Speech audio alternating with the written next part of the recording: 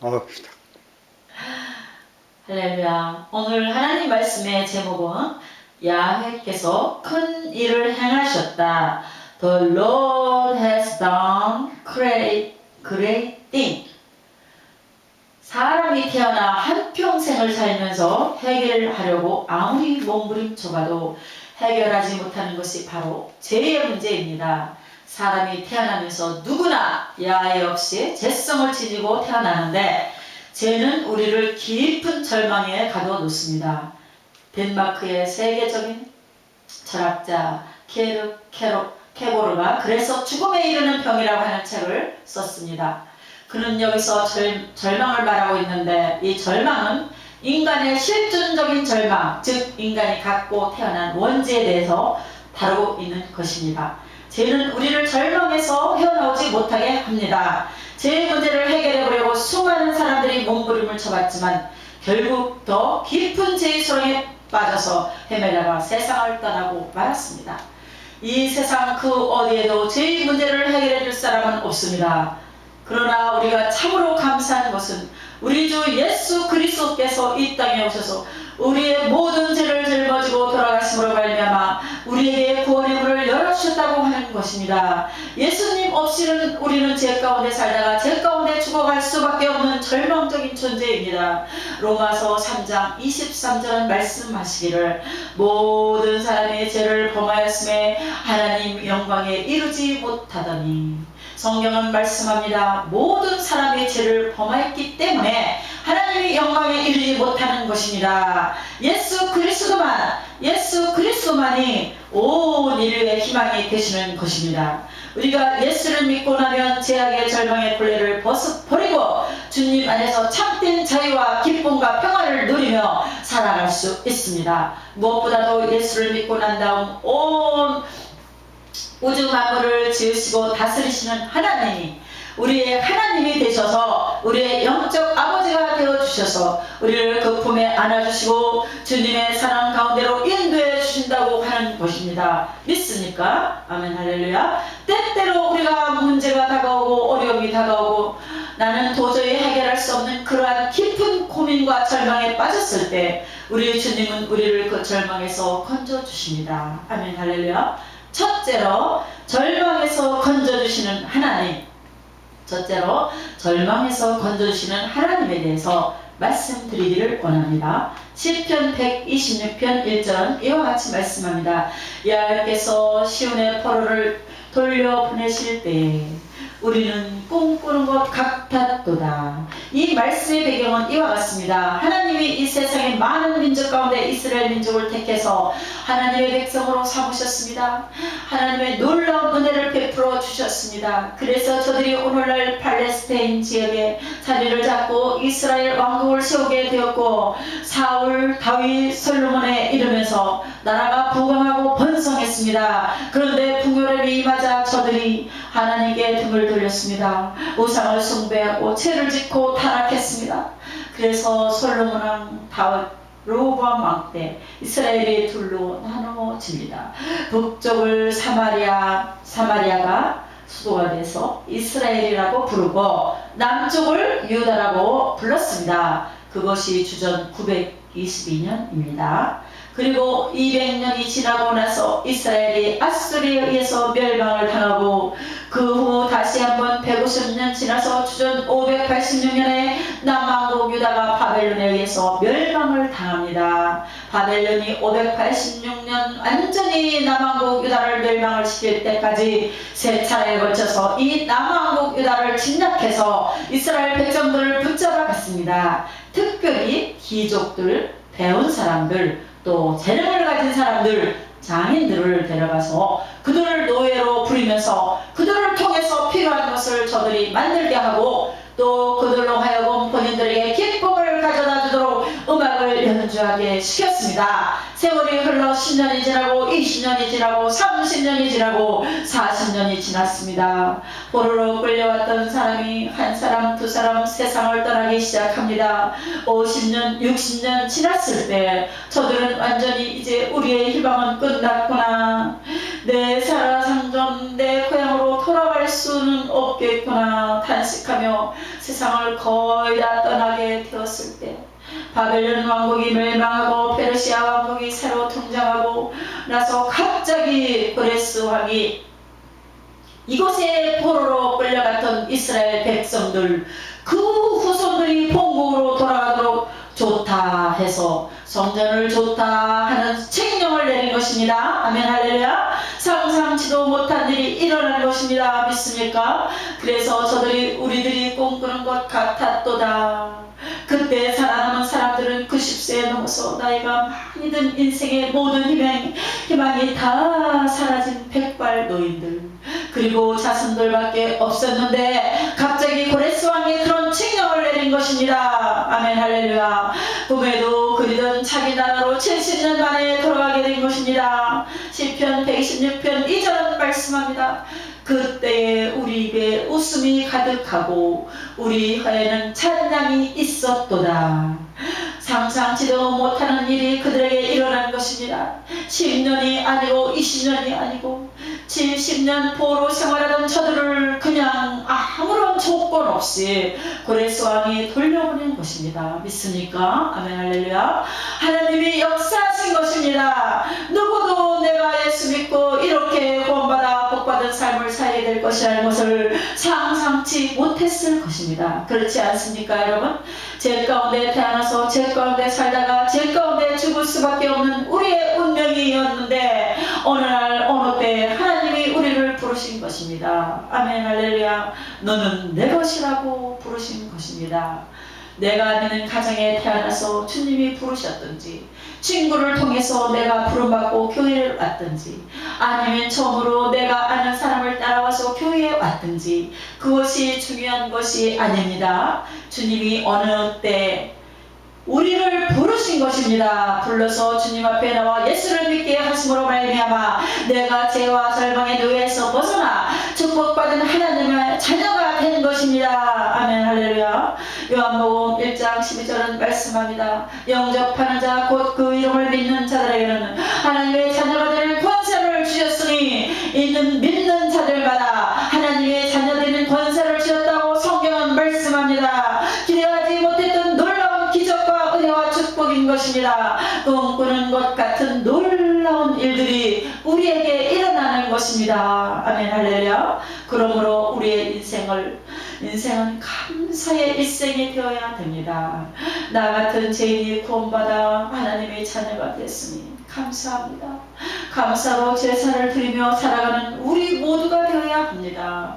예수 믿고 감사할 때 하나님이 모든 어려움을 이기게 만들어 주십니다.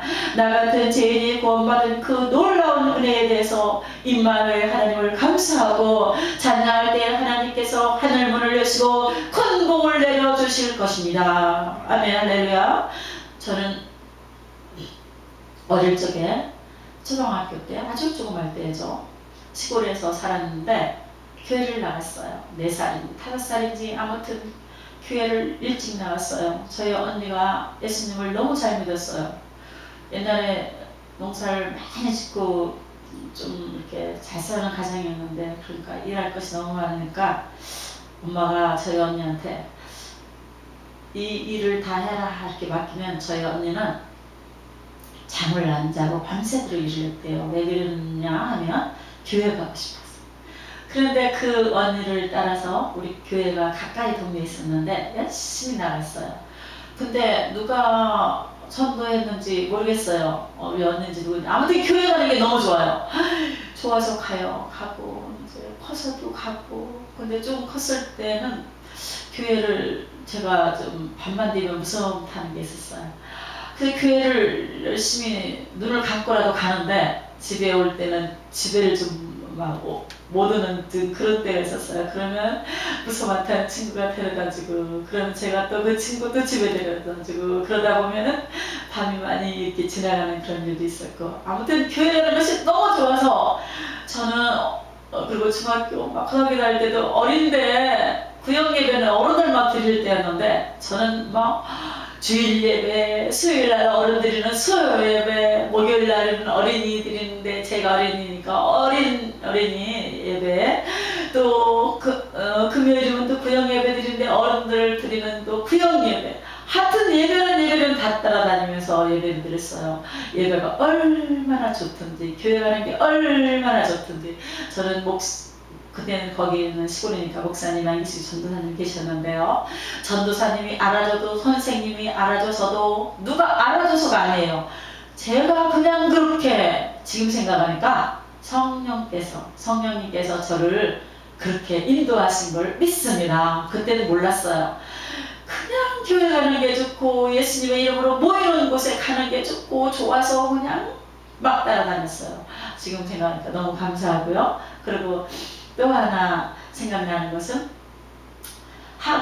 서울에서 여름 방학 때 되면 선교하러 내려오는 그 예수님 잘 믿는 그 선교하러 오는 대학생들이 있었어요.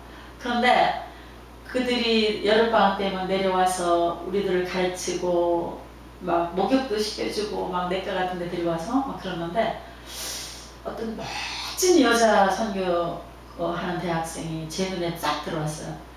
근데 그분은 천주교를 믿는다고 한 것 같았어요. 그 한 분은. 다른 사람은 다 기독교인데, 근데 그 언니가, 그 대학생 언니가 얼마나 예쁘고 얼마나 멋있던지 나도 크면 저 언니처럼 저렇게 돼야 되겠다 했어요. 그 말을 저희 언니한테 말했더니 언니가 얼마나 야단을 치는지, 천주교 수녀가 되면 어떻게 되는지 아느냐 하면서 너무 야단을 쳐서 너무너무 야단을 쳐서 그때부터 천주교 가면 안 되나 보다, 천주교 수녀가 되면 안 되나 보다, 나쁜 건가 보다 하고 마음을 고치고 이제 전도자가 돼야 되겠다고 마음을 먹었어요. 그래서 제 꿈이 초등학교 때부터 평생 학교에 가면 우리 한국에서는 그 너의 꿈을 써내라 하는 것이 1년에 한 번씩 있었어요. 저는 항상 그 조그만 것이 뭘 한다고 맨날 전도자. 그때부터 생긴 꿈이었어요. 나는 전도자가 되겠다. 전도사도 잘 알지도 못하면서 전도사하면 왠지 폭이 좁은 것 같았어요. 그래가지고 전도자 해가지고 온 세계 다니면서 전도자가 되겠다. 그 어린 것이 그 꿈을 그때부터 가졌는데요. 지금에 와서 생각하니 하나님께서 제 마음을 그때 이렇게 주장하셨다고 믿습니다. 제가 이렇게 예수님을 계속 잘 믿고 에콰도르 선교사로 나가고 또 미국까지 이렇게 올지 몰랐어요. 그리고 또 하나 생각나는 것은 저희 아버지께서 제 이름이 이승수예요. 근데 여자 이름이 이길 승자, 훌륭할 승자. 그 승자가 너무 억세서 제가 남자 같다고 우리 집에서 저를 머슴 중에도 선머슴, 완전 남자라고 그렇게 선머슴이라고 우리 할머니가 불렀는데, 그래서 우리 아버지가 이름을 바꿔야 된다고 생각했어요. 제가 너무 남자 같아서 여자다고 했는데 안 되겠다고. 그래서 밤새도록 이름을 바꾸려고 연수하면 우리 사촌이 있고 군수 군자를 넣으니까 또 군수잖아요. 우리 한국에는 군이 있잖아. 그래서 이름도 안 되고 저 이름도 안 되고 결국은 그냥 성수로 놓아뒀는데, 우리 아버지 말씀이 뭐냐, 너는 하늘을 찌르고 다니는 그런 이름이다. 큰일 났다. 여자가 하늘을 창공을 찌르고 다니게 생겼으니 큰일 났다. 그러면서 걱정을 하셨는데요. 오늘 지금 생각하니 제가 비행기를 타고 얼마나 많이 다니는지 아버지가 하신 말씀이 생각나요. 하늘을 빡빡 찌르면서 그냥 한국으로 해마다 선교대회 가죠. 또 남미도 갔었죠. 여기저기 또 다니죠. 또 미국에 와서 미국이 얼마나 넓은지 모임 있을 때마다 LA 가죠. 애틀란타 가죠. 뉴욕 가죠. 다른 주 가죠. 아버지 말씀이 맞았어요. 하늘을 찌르고 제가 다니고 있어요. 근데 그것이 아버지가 어떻게 그렇게 예언을 하셨는지 모르겠어요. 할렐루야. 저는 하나님께서 저를 그렇게 해주신 줄 믿고 너무너무 감사하고 감사합니다. 근데 오늘 이 하나님의 말씀을 보니까 예수님 믿는 것이 얼마나 축복이고 구원받은 것이 얼마나 감사한 일인지 자꾸 또 생각이 하나 나네요. 저희 엄마는 그 당시 교회는 주일 성수는 하지 않으면서 음식만 하면 저보고 전도사님을 갖다 드리라는 거예요, 먼저. 그래서 저는 매일 막 날리는 거예요. 엄마가 음식을 하면 전도사님 갖다 드리고 또 전도사님 갖다 드리고. 근데 갖다 드리는 것이 너무 저는 행복했어요.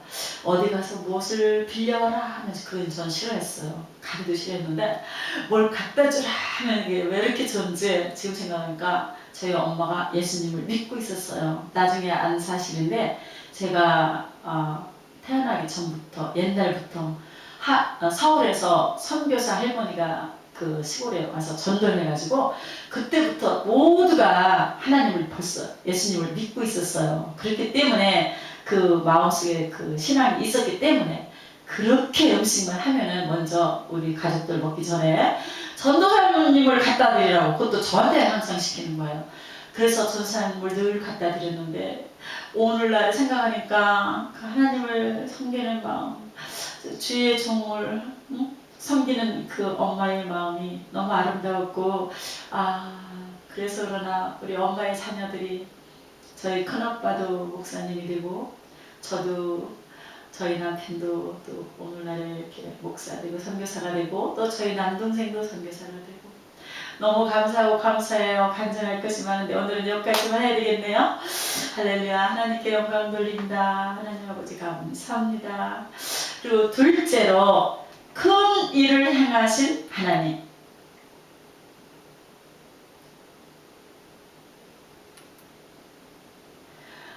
우리는 큰 일을 행하신 하나님에 대해서 감사하고 찬양을 해야 됩니다. 시편 126편 2절로 3절은 말씀합니다. 그때 문나라 가운데서 말하기를 여호와께서 그들을 위하여 큰 일을 행하셨다 하였도다. 여호와께서 우리를 위하여 큰 일을 행하셨으니 우리는 기쁘도다. 하나님께서 우리를 위하여 큰 일을 행하신 것입니다. 그 누구도 상상치 못한 일이 일어난 것입니다. 어떤 분은 그런 이야기를 합니다. 우리 집은 대대로 미신을 섬기는 집안이어서 도저히 예수님을 믿을 수 있는 집안이 아니었는데 어떻게 내가 선보교역장을 만나서 구원받아서 예수 믿고 하나님의 자녀가 되어서 교회 장로까지 되고 내 친척들 전도해서 다 예수 믿게 되고 이렇게 복받은 인생을 살게 되었다고 말합니다. 하나님이 큰 일을 행하신 것입니다. 이 모든 것이 우리가 한 것 같지만 우리가 한 것이 하나도 없어요. 우리는 그냥 말만 했을 뿐 우리 안에 계신 성령님께서 우리와 함께 하시는 하나님 예수님 성령님 삼위일체 하나님께서 다 하신 일입니다. 아멘 할렐루야. 70년 동안 종살이하던 그 이스라엘 백성들을 하루아침에 해방시켜서 본국으로 돌아가게 하시니 모든 나라 사람들이 보고 놀랐습니다. 과연 하나님을 섬기는 나라 백성들이 다르구나. 이 놀라운 일이 일어난 것입니다. 1차, 2차, 3차에 걸쳐서 포로로 끌려갔던 저들이 다 풀려나게 되었습니다. 아멘 할렐루야. 그런데 70년 동안 포로로 생활하는 가운데 이미 나라가 멸망했기 때문에 수많은 사람들이 각 나라에 흩어져서 노예처럼 살았습니다. 그들이 다 주님께 돌아오게 하여 주옵소서. 시편 126편 4절은 말씀합니다. 여호와여 우리의 포로로 남방 시내들 같이 돌려보내소서. 이스라엘의 남방 시내는 건기 때는 바짝 말라 있지만 우기 때는 물이 막 차고 넘쳐 흘러서 주변을 적십니다. 물이 흘러 넘쳐가는 것처럼 차고 넘치는 것처럼 온 흩어졌던 이스라엘 백성들이 다 본국으로 돌아와 주님을 찬양하게 하여 주시옵소서. 35년 동안 일제치하에 있던 우리가 1945년 8월 15일 해방되었는데 해방의 기쁨도 잠시 나라가 반으로 나누어져서 북쪽은 공산국가가 되고 남쪽은 자유민주국가가 되었습니다. 그렇게 나누어진 지 올해로 75년입니다. 주여 우리 대한민국에 진정한 통일이 다가오도록 하여 주시되 예수 그리스도의 복음을 통한 복음 통일 민주국가의 통일이 이루어지게 하여 주시옵소서. 제2차 세계대전이 끝나고 난 후 2차 세계대전을 일으킨 장군인 독일도 마찬가지로 반으로 나눠 나눠져서 동쪽은 공산국가가 되고 서쪽은 자유민주주의 국가가 됐습니다. 그 나라가 갑자기 통일된 것은 그 누구도 상상치 못했습니다. 그러나 1982년 5월부터 매주 월요일 5시에 성 니콜라이 성당에 모여 저들이 기도하기 시작했습니다. 주여, 독일의 통일이 다가오게 하여 주시옵소서.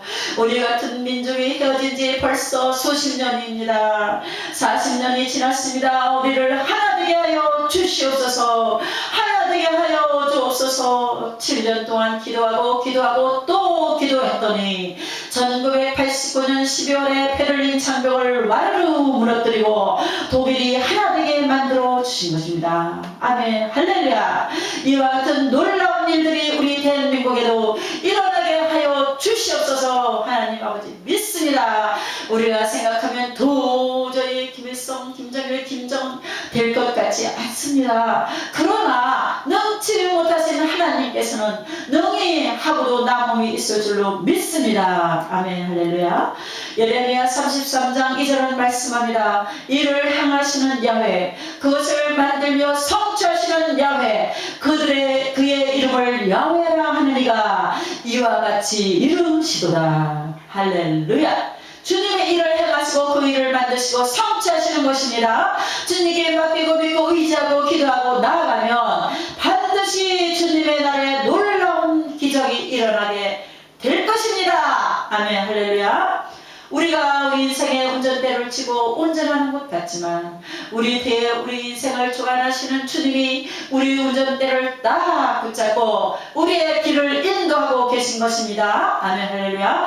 우리의 길을 인도하고 계시고 우리 교회의 길을 인도하고 계시고 미국을, 한국을, 전 세계 교회를 인도하고 계신 것입니다. 아멘, 할렐루야. 하나님은 참으로 좋으신 하나님이십니다. 아멘. 셋째로, 합력하여 선을 이루시는 하나님. 셋째로, 합력하여 선을 이루시는 하나님에 대해서 말씀을 드리기 원합니다. 시편 126편 5절 6절은 말씀합니다. 눈물을 흘려 씨를 뿌리는 자는 기쁨으로 거두리로다. 울며 씨를 뿌리러 나가는 자는 반드시 기쁨으로 그 곡식단을 가지고 돌아오리로다. 이스라엘 백성들이 밥을 잃어서 70년 동안 포로 생활하면서 울고 또 울었습니다. 고향이 그리워서 울고 헤어진 가족이 그리워서 울고 그 성전이 무너진 것이 너무 안타까워서 마음이 괴로워서 울고 포로 생활로 저들이 당하는 고난 때문에 울고 그들에게 조롱당하고 멸시당하는 그 아픔 때문에 울고 또 울었습니다. 울면서 주님을 바라봤습니다. 주님, 나의 눈물을 보시옵소서. 나의 눈물을 보시옵소서. 너무도 힘들고 고통스럽고 괴로워서 그들은 울고 또 울었습니다. 그 눈물이 헛되지 않았습니다. 그 눈물이 다 하늘나라의 보석함에 쌓여 보석들로 변화되어서 주님의 때에 위대한 기적을 만들어내게 된 것입니다. 70년 만에 그 눈물의 양이 가득 찼을 때 수증기가 올라가서 그 양이 차면 비가 되어 쏟아지듯이 눈물의 기도가 산달되어 우리의 비로 쏟아지게 된 것입니다. 믿습니까? 아멘, 할렐루야. 농부가 봄에 나가서 밭을 갈고 씨앗을 뿌리며 땀을 뻘뻘 흘리며 정말 온몸이 부서지게 일을 합니다. 눈물로 씨앗을 뿌립니다. 그러나 가을이 돼서 풍성한 곡식과 열매를 거둘 때에는 그 눈물의 씨앗이 기쁨으로 곡식에 단이 되어 그들에게 돌아오는 것입니다. 아멘, 할렐루야. 우리의 인생도 마찬가지입니다. 여러분이 눈물을 흘리면서 흘리면 흘릴수록 그 눈물들이 주님의 보좌에 상달되어 주님이 기억하시는 눈물들이 되어서 반드시 응답으로, 기적으로, 축복으로, 은혜로 여러분에게 다가오는 것입니다. 아멘, 할렐루야. 자녀를 위해서 흘린 눈물만큼 그 자녀의 일생이 빛난 일상이 될 것입니다. 아멘, 할렐루야. 믿습니다. 가족을 위해 흘린 눈물만큼 가족의 그것이 축복으로, 은혜로 다가올 것입니다. 아멘, 할렐루야. 직장과 사업을 위해 흘린 눈물만큼 하나님의 은혜가 직장과 사업에 임할 것입니다. 아멘, 할렐루야. 여러분의 미래를 위해 흘린 눈물만큼 여러분의 미래가 아름답게 변화될 줄로 믿습니다. 아멘, 할렐루야. 절대로 고난 중에 절망하고 낙심하고 주저앉지 마시고 믿음으로 일어나시기 바랍니다. 아멘. 할렐루야. 모든 것이 합력하여 선을 이루는 주님의 은혜를 체험하시기 바랍니다. 로마서 5장 3절 4절은 말씀합니다. 다만 이뿐 아니라 우리가 환난 중에도 즐거워하나니 이는 환난은 인내를, 인내는 연단은 소망을 이루는 줄 알미로다. 환난을 당했는데 슬퍼 울고 탄식하고 잠 못 들어 괴로워하는 것이 당연한데 성경은 말씀하기를 환난 중에도 즐거워하라. 왜냐하면 이 고난에 처하여 내가 인내를 배우게 되고 인내를 통하여 내가 연단을 받아서 훈련되어서 주님의 일꾼이 되고 주님의 일꾼이 되면 너의 눈물이 변하여 축복이 되고 소망이 되고 기적이 되고 은혜가 될 것입니다. 아멘. 할렐루야. 이 놀라운 은혜에 감사하는 여러분이 되시기를 바랍니다. 아멘. 할렐루야. 저는 이번에 차로 한 10시간 걸리는데요. 쉬며 가야 되니까 그럼 한 12시간 걸려요.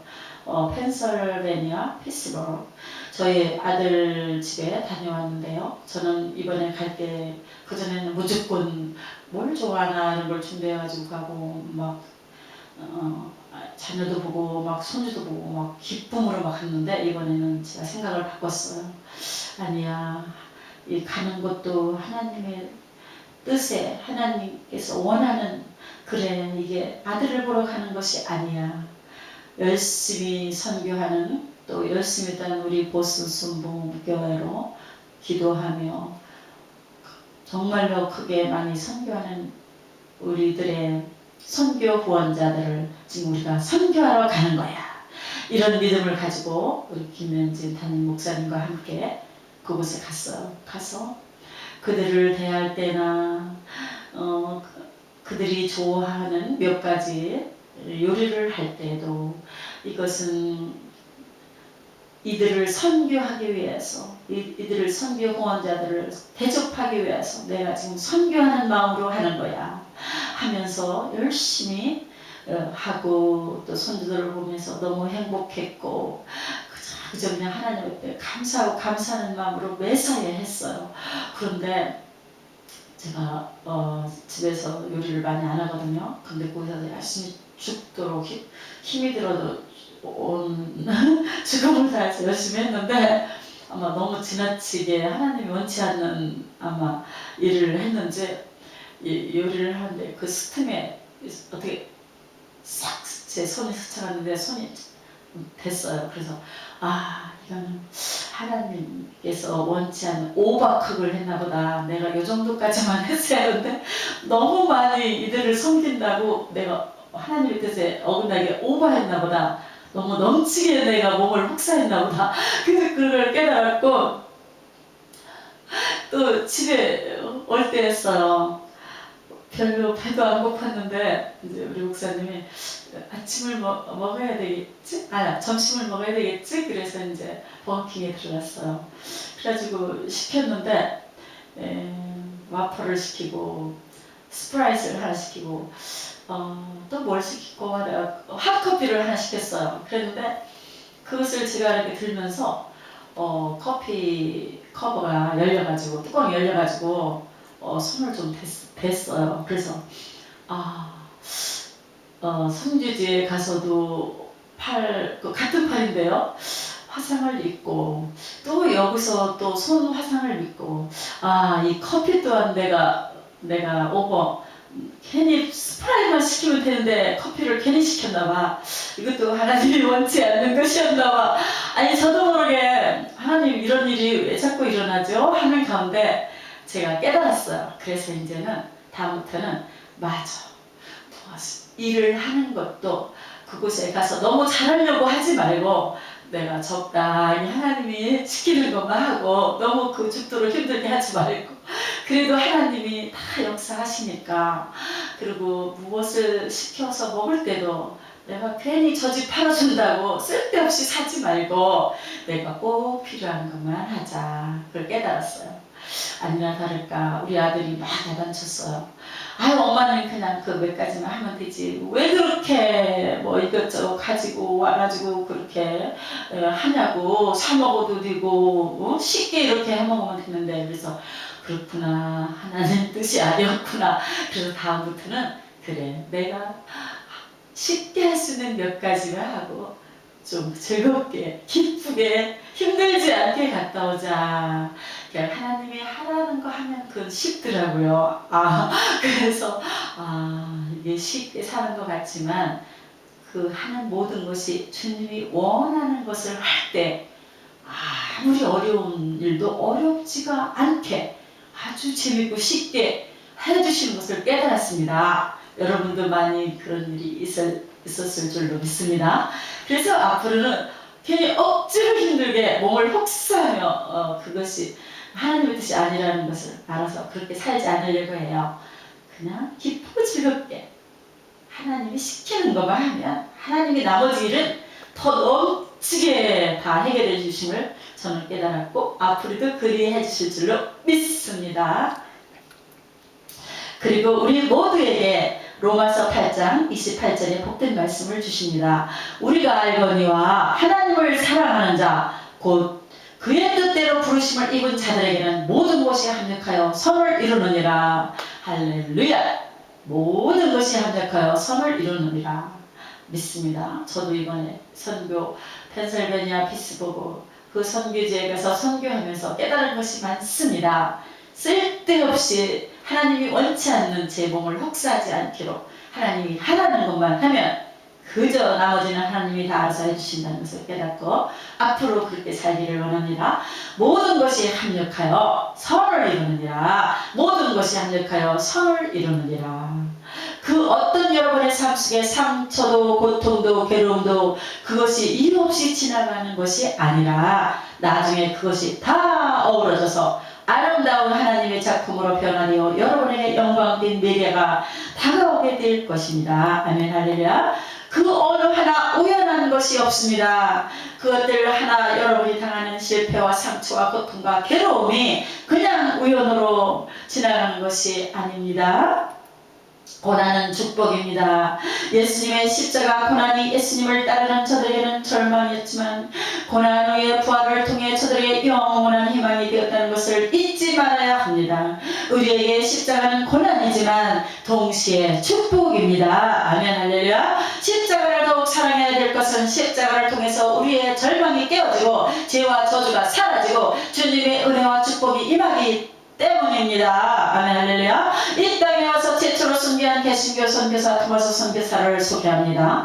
이분은 1840년 9월에 영국의 웨일스 지방에서 태어났습니다. 목사님 아들로 태어났는데 그가 신학교에 가면서 또 나는 선교사가 되겠다. 그래서 23살에 대학교 신학교를 졸업하고 난 후 런던 선교회에 파송을 받고 중국 상해에 선교사로 갑니다. 그런데 도착해서 얼마 있지 않아 그 사랑하는 아내가 아이를 가졌는데 아이가 유산되면서 아내도 균에 감염이 되어서 죽었습니다. 23살의 젊은 선교사로 목사로 정말 감당하기 어려운 고통이었습니다. 준비하고 선교를 시작하기도 전에 제대로 일을 시작하기도 전에 아이도 죽고 아내도 세상을 떠났기 때문에 그는 깊이 낙심하고 절망에 빠졌습니다. 기록을 보면 1년 동안 손을 놓고 있었다고 말합니다. 그런데 누구를 만났느냐 하면 조선이라는 나라에서 온 천주교 신자를 만났는데 조선의 대원군이 대표적인 세국 정책을 통하여서 천주교를 탄압해서 많은 사람이 죽었다는 소식을 듣게 되었습니다. 그래서 조선이라는 나라에 대한 꿈을 가졌습니다. 내가 그곳에 이제는 복음을 들고 가서 우리 기독교 복음을 저들에게 전해야 되겠다. 그때는 가톨릭밖에 한국에 전해지지 않았을 때인데 본인이 개신교 선교사로 한국에서 복음을 전하러 왔습니다. 그래서 1865년에 황해도에 와서 성경책을 잔뜩 싸들고 와서 나눠주면서 그 속에서 한국말을 배우면서 복음을 전했습니다. 대풍으로 인해서 잠시 중국으로 돌아갔던 그가 기도하는 가운데 1866년 조선에 무역을 하러 가는 미국 상선 제너럴 셔먼호를 그가 알게 되었고 그들에게 부탁해서 그 배의 통역관으로 탔습니다. 성경 하나 들고 타가지고 이 제너럴 셔먼호를 타고 이제 대동강을 거슬러 평양으로 올라오는데 기록에 따르면 1866년 8월 9일이라고 되어 있어요. 이때 원래는 그 배를 타고 평양에서 올라오는데 평양에서 관리가 나와서 배에 탔습니다. 왜 배가 여기까지 올라왔습니까? 본인은 미국 상선인데 조선과 무역을 하려 합니다. 우리는 다른 나라와 무역을 하지 않습니다. 돌아가십시오. 돌아가야 하는데 이 제너럴 셔먼호가 가자고 버팁니다. 그래서 거기서 전투가 시작되었습니다. 전투가 시작됐는데 이 배가 가지 않고 계속 거기서 평양 대동강가에 머물러 있으니까 백성들이 와서 돌을 던지고 총을 쏘고 하는데 이 상성이 무장한 상선이었어요. 거기서 대포를 막 사격을 하고 총을 쏘니까 전투가 커졌습니다. 한참 전투한 뒤에 서해 썰물이 들어가 물이 싹 빠지면서 강물 수위가 낮아지니까 이 큰 배가 걸리고 말았습니다. 수심이 얕아져가지고 그러니까 평양 감사가 지시를 해서 작은 배 혓을 묶어서 상류에서 그 안에다 다 나무를 넣고 불을 질러가지고 떠내려 보내가지고 이 제너럴 셔먼호가 완전히 불덩이가 되어 타서 가라앉고 맙니다. 그래서 거기 타고 있던 선원이 다 나올 때 그 대동강가에 있던 사람이 나오는 사람을 칼로 쳐 죽였습니다. 토마스 선교사가 그 배에서 나올 때 성경책을 한 움큼 쥐고 나와서 사람들에게 전해줍니다. 그런데 박충권이라는 사람이 와서 그게 칼을 들었을 때 그분에게 그 성경을 전해주었는데 이 박충권 이분이 칼로 쳐서 토마스 선교사를 죽입니다. 피를 흘리며 27살의 젊은 선교사가 한국 최초의 선교자가 됩니다. 1866년 9월 2일입니다. 그런데 죽이고 돌아가려다가 그가 자기 죽기 전에 자기를 애타게 바라보며 전해준 성경책이 뭔가 하고 그 성경책을 들고 집에 가서 성경책을 읽다가 성령의 감동으로 예수를 만나게 되었어요. 할렐루야! 예수를 믿게 되었습니다. 토마스 선교사는 토막나서 죽임을 당하고 그곳에서 불을 질러 태워서 흔적 없이 사라졌지만 그가 전한 성경이 이 한 사람을 변화시키고 이 한 가정을 변화시켜서 그분은 나중에 교회의 기록을 보면 영수가 되었다고 그랬는데 요즘으로 말하면 안수 집사쯤 된 것 같습니다. 그래서 열심히 충성하는 교회의 일꾼이 되었습니다. 또한 그 토마스 선교사가 갖고 온 성경이 많은 기적을 나타냈는데 그 한 어린이가 와서 성경책을 버린 걸 몇 권 주워가지고 집에 가서 그것을 뜯어서 벽지를 발랐어요. 옛날에는 벽지도 없을 때니까요. 그 집에 와서 자다 보니 벽지 보고 있다가 예수 믿게 되었습니다. 비록 대동강은 피로 물들었지만 그 순교의 피가 온 평양시대를 주의 복음으로 뒤덮어서 평양에 큰 부흥운동이 일어나게 된 것입니다. 아멘 할렐루야. 1932년 그가 순교한 자리 그 근처에 토마스 기념교회를 짓게 되었고 그 평양 성문 앞에는 제너럴 셔먼호 밧줄을 성전 기념으로 1945년 해방 때까지 걸어놨다고 합니다. 그런데 그 순교의 피가 온 평양을 뒤덮었고 북한을 뒤덮어서 평양에 복음화되고 북한에 복음화되고 그 복음이 올라간 사람을 통하여서 남쪽에 더 확산되어 우리 대한민국이 지금 아시아 최대 기독교 국가로 변화된 것입니다. 이 모든 것이 하나님의 은혜입니다. 아멘 할렐루야. 평양은 한때 평양의